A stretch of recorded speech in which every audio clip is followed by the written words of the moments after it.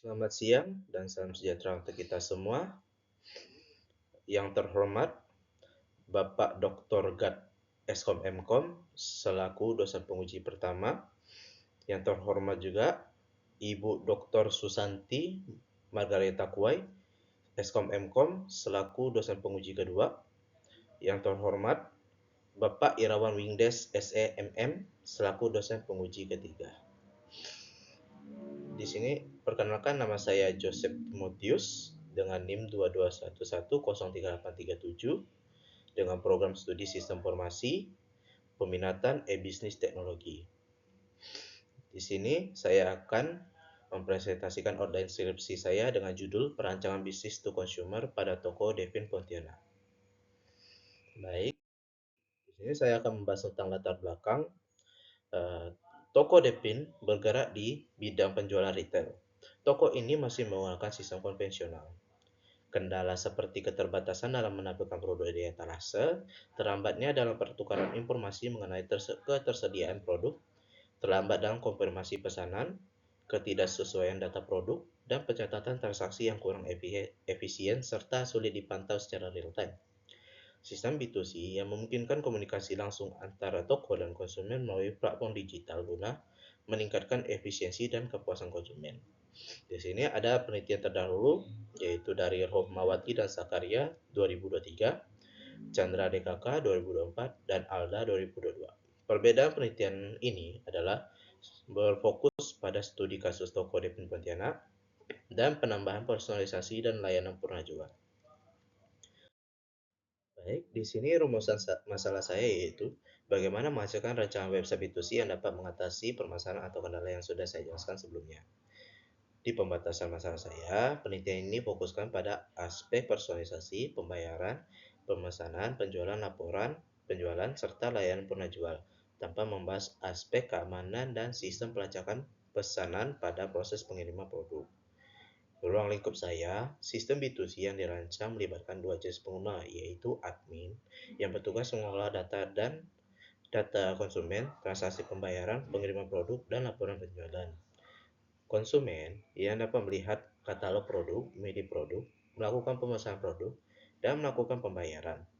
Menggunakan metode RAD, Rapid Application Development, di sini ada 4 tahap yaitu Requirement Planning, User Design, Constructive, dan Cutover. Di sini ada tujuan penelitian saya, yaitu merancang sistem B2C yang dapat meningkatkan kualitas pelayanan, memudahkan penjualan produk, terstruktur, dan kecepatan dalam transaksi. Manfaatnya, bagi penulis mengaplikasikan pengetahuan e-bisnis teknologi. Bagi toko, memperluas jangkauan pasar, memudahkan proses transaksi, membantu mengelola data penjualan, meningkatkan efektivitas dan efisiensi operasional toko.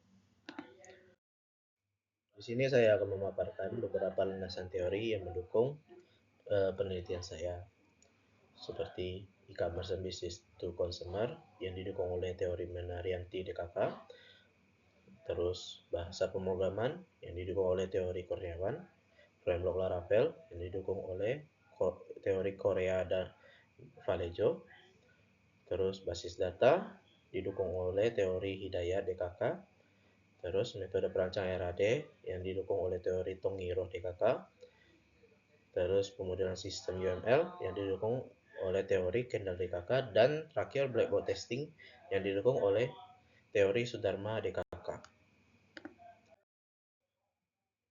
Di profil Toko Devin beralamat di Jalan Komyo Sudarso, Sungai Beliung, Kecamatan Pontianak Barat, Kota Pontianak, Kalimantan Barat. Toko Devin didirikan pada tahun 2005. Toko Devin telah beroperasi selama 20 tahun hingga saat ini pada aktivitas operasionalnya.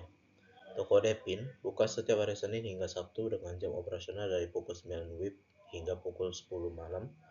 Khusus pada hari Minggu, jam operasional Toko Devin buka lebih lambat mulai pukul 4 sore hingga pukul 10 malam. Di sini saya ada menampilkan struktur organisasi, yaitu ada pemilik toko, bagian penjualan, bagian pelayanan, dan bagian persediaan.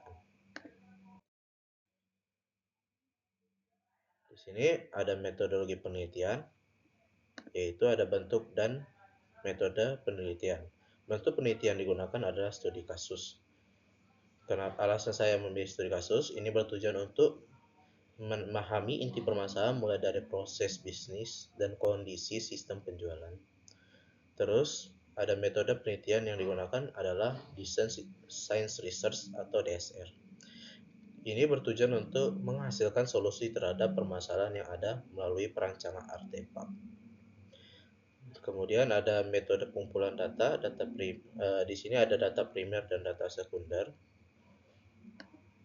Di data primer didapat secara langsung dengan wawancara dengan pemilik, toko, dan observasi langsung terhadap aktivitas bisnis yang berjalan dengan menggunakan alat bantu seperti handphone dan buku catatan untuk catatan tambahan.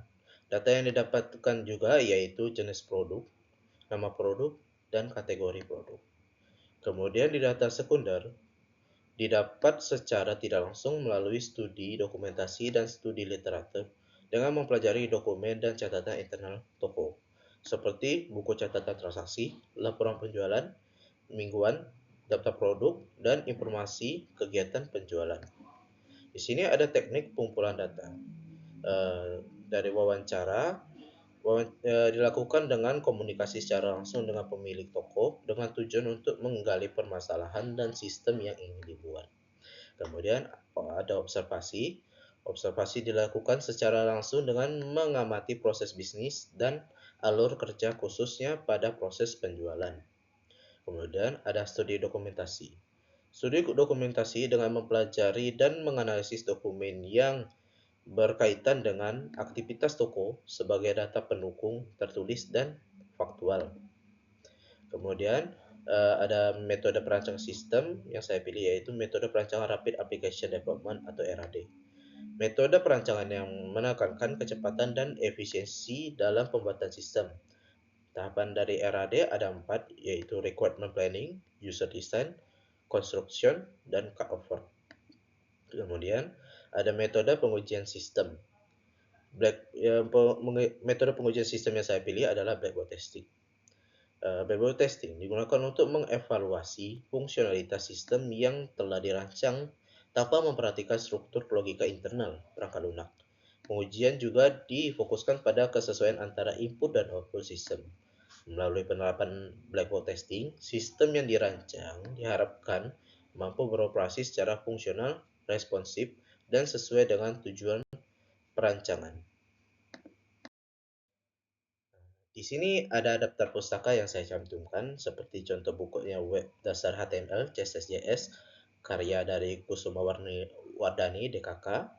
Lalu ada buku e-commerce ciptaan karya dari Menarianti DKK. Terus ada buku strategi bisnis e-commerce karya dari Tukino DKK, dan juga ada buku basis data dari Astutik dan Prosit. Sekian presentasi dari saya. Mohon maaf jika ada kesalahan kata. Terima kasih.